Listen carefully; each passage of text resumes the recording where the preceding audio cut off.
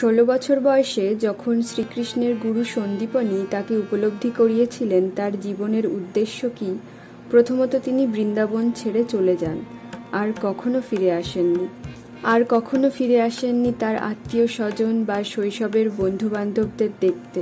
আজ যদি কৃষ্ণ বলি, রাধা কৃষ্ণ বলি, রাধা কৃষ্ণের আগে আসে, কারণ তাদের প্রেম, তাদের সমর্পণ ভাব, একে অপরের প্রতি শ্রদ্ধা এবং ভক্তি সমগ্র উপমহাদেশের সাংস্কৃতিক চেতনাকে এমনভাবে প্রভাবিত করেছিল যে আমরা কৃষ্ণ রাধা বলি না, আমরা বলি রাধা কৃষ্ণ। কিন্তু মাত্র 16 বছর বয়সে শ্রীকৃষ্ণ শেষবারের মতো রাধাকে দেখেছিলেন এবং আর কখনো বৃন্দাবনে ফিরে আসেননি। যাওয়ার সময় শ্রীকৃষ্ণ রাধারানীকে বলেছিলেন, আমি তোমার জন্য এই বাঁশিতে সুর বেঁধেছি, এখন যাচ্ছি, আর ফিরব না, তাই আমাদের ভালোবাসার চিহ্ন স্বরূপ আমি এই বাঁশিটি তোমাকে দিয়ে যাচ্ছি এবং আর কখনো বাঁশি বাজাবো না। 16 বছর বয়স থেকে তিনি আর কখনো বাঁশি বাজাননি। তখন থেকেই রাধারানী বাঁশিতে সুর বেঁধেছেন। 16 থেকে 21 বছর পর্যন্ত তিনি ব্রহ্মচারী হিসেবে গুরুগৃহে জীবনযাপন করেছিলেন এবং কঠোর সাধনা করেছিলেন।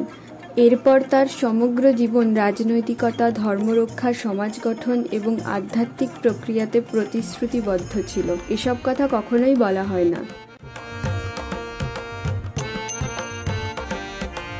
ভারতের উত্তরভাগে তিনি 1000-এরও বেশি আশ্রম স্থাপন করেছিলেন, কারণ তিনি চেয়েছিলেন আধ্যাত্মিক প্রক্রিয়াটি একটি পৃথক বিষয় না থেকে জীবনের একটি গুরুত্বপূর্ণ অঙ্গ হোক। উদাহরণস্বরূপ, আমরা প্রত্যহ সকালে দাঁত ব্রাশ করি, তেমনি আমরা যেন জপ ধ্যান করতেও না ভুলি। তিনি আধ্যাত্মিক প্রক্রিয়াকে জীবনের মূল ধারার সঙ্গে জুড়তে চেয়েছিলেন, বিশেষ করে দেশের শাসক এবং প্রজাদের চরিত্র গঠনের প্রতি সম্পূর্ণরূপে নিবেদিত এবং প্রতিশ্রুতিবদ্ধ জীবনযাপন করেছিলেন। কিন্তু সাধারণত সবাই মনে করে যে তিনি যা করতেন তা হলো মাখন চুরি করে খাওয়া, বাঁশি বাজানো এবং গ্রামের মেয়েদের সাথে নাচ গান করা। সম্পূর্ণ ভুল, এটা তার জীবন ছিল না। আমরা সকলে জানি ভগবান কৃষ্ণ তার রাসলীলার জন্য পরিচিত। রাস শব্দের আক্ষরিক অর্থ রস।